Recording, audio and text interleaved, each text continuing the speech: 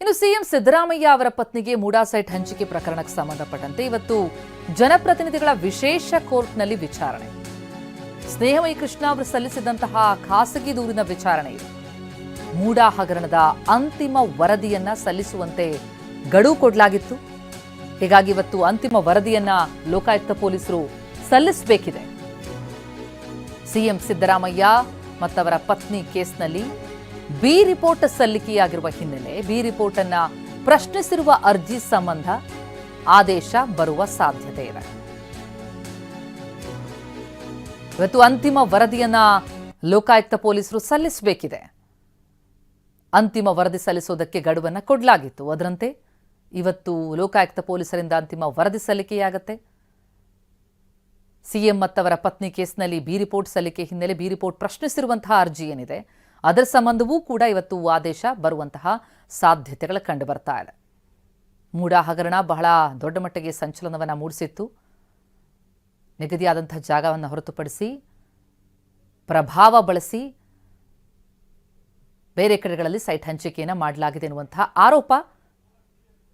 ಈ ಪ್ರಕರಣಕ್ಕೆ ಸಂಬಂಧಪಟ್ಟಂತೆ ಬಿ ರಿಪೋರ್ಟ್ ಏನು ಹಾಕಲಾಗಿತ್ತು ಅದನ್ನು ಪ್ರಶ್ನಿಸಿರುವಂತಹ ಅರ್ಜಿಯ ಸಂಬಂಧ ಆದೇಶ ಬರುವಂತಹ ಸಾಧ್ಯತೆ ಇದೆ. ಈ ಬಗ್ಗೆ ಡೀಟೇಲ್ಸ್ ನೀಡ್ತಾ ಹೋಗ್ತಾರೆ ನಮ್ಮ ಪ್ರತಿನಿಧಿ ರಮೇಶ್ ಈಗ ಸಂಪರ್ಕದಲ್ಲಿದ್ದಾರೆ. ರಮೇಶ್, ಮೂಡಾ ಹಗರಣಕ್ಕೆ ಸಂಬಂಧಪಟ್ಟಂತೆ ಲೋಕಾಯುಕ್ತ ಪೊಲೀಸರೇನು ಇವತ್ತು ಅಂತಿಮ ವರದಿ ಸಲ್ಲಿಸ್ತಾರೆ? ಎಷ್ಟು ಕ್ರೂಷಿಯಲ್ ಹಂತ ಈ ಹಗರಣಕ್ಕೆ ಸಂಬಂಧಪಟ್ಟಂತೆ ಇವತ್ತು?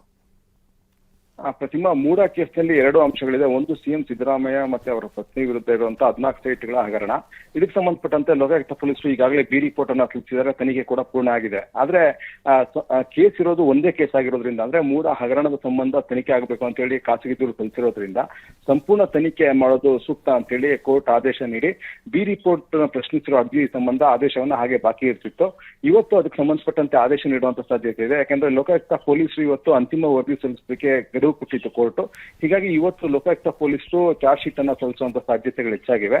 ಹೀಗಾಗಿ ಒಂದ್ ವೇಳೆ ಏನಾದ್ರು ಚಾರ್ಜ್ ಶೀಟ್ ಇವತ್ತೇ ಸಲ್ಲಿಕೆ ಆದ್ರೆ ಆಗ ಕೋರ್ಟ್ ಅದ್ರ ಬಗ್ಗೆನೂ ತೀರ್ಮಾನ ಮಾಡುವಂತ ಸಾಧ್ಯತೆ ಇದೆ. ಹೀಗಾಗಿ ಇವತ್ತಿನ ವಿಚಾರಣೆ ಏನಿದೆ ಸಿಎಂ ಸಿದ್ದರಾಮಯ್ಯ ಮತ್ತು ಪತ್ನಿ ಪಾಲಿಗೆ ಹೆಚ್ಚು ಕ್ರೂಷಿಯಲ್ ಆಗಿರುತ್ತೆ. ಯಾಕಂದ್ರೆ ಮೂಡಾ ಹಗರಣ ಏನಿದೆ ಅದು ಬಹಳ ವ್ಯಾಪ್ತಿ ದೊಡ್ಡದಿದೆ.